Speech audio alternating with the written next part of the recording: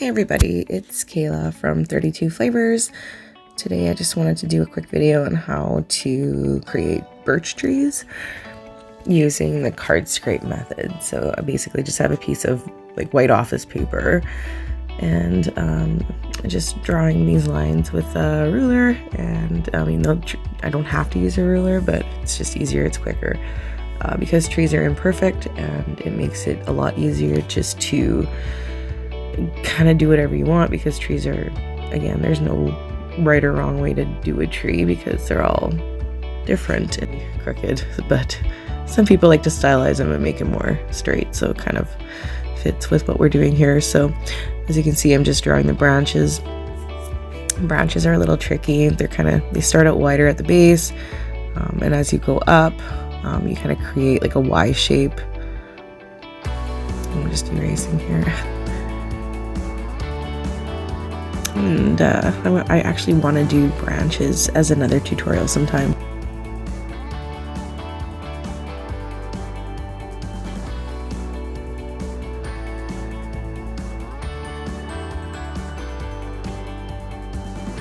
Alright, so the next step here, I have a used card, just a card that I don't use anymore, and I just have a sheet of tin foil with my black paint. So as you can see here, I'm just lining up along the lines of the tree, and I'm just pressing down and kind of just scraping along the paper here.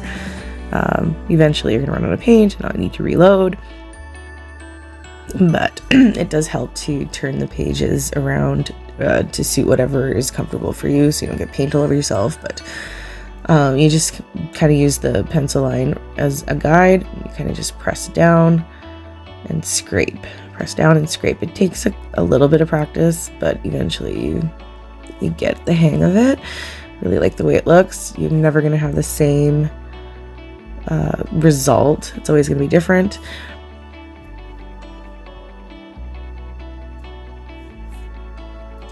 So now I have a smaller card. I don't know why I did the snip. A smaller card I just cut just so I could do a little bit more detail. So as you go into the smaller branches, you're not worried about overlapping or going into a spot where you don't want to go. So I just do that really quick. Same method, just a little scrape. And you don't have to do it all the way. You can leave some white space. Basically, what that's called in the art world is closure, where your brain fills in the space where you know the rest of it should belong. Now I'm just going in with a detail brush just to kind of fill in a couple of spots.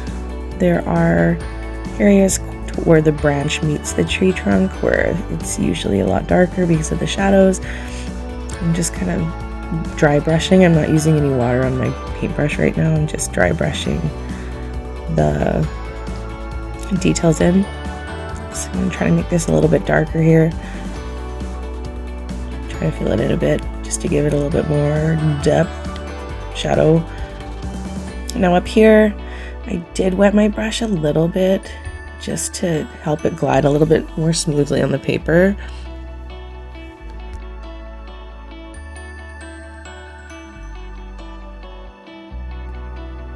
Sorry, my camera's shaking here. And I might have gone overboard right there. And so the best thing about the card scrape method is that you don't need very much paint on it. And as you scrape and put pressure on the paper, it just creates that bark look. It's pretty cool. So now I'm just applying the birch tree method on a little project. I just found an older piece of wood that I'd already painted on, so I primed it with gesso. It's an 8x10 cheap piece from the dollar store, and of course you can paint any color you want on the background. Most people would choose blue for the sky, but I chose a sunset, so I'm just mixing red and white paint, just a tiny bit of yellow, just to create kind of a peachy pink sunset, and I have more white on the bottom to make it look like a snowbank. I needed to do a couple of layers of that color and let it dry before I started to tape. So then I started painting white strips, which needed a few coats too because it was a little transparent. So I put about 3 coats of white on. Now once I let it dry, I just used the card again just to create that birch tree look. Same thing I did on the office paper. And the best thing about the tape is that you can kind of go over the tape and you'll still create the same effect. And to finish off the project, I just used a dry brush with some black paint on it to kind of flick around the edge to create more of that shadow, that vignette border. But you don't have to do that. I always end up doing that because that's kind of what my style is. So that is that. I will be back with more. And I would love some suggestions of what you would like to see. So please like, subscribe, and I will see you again. Bye.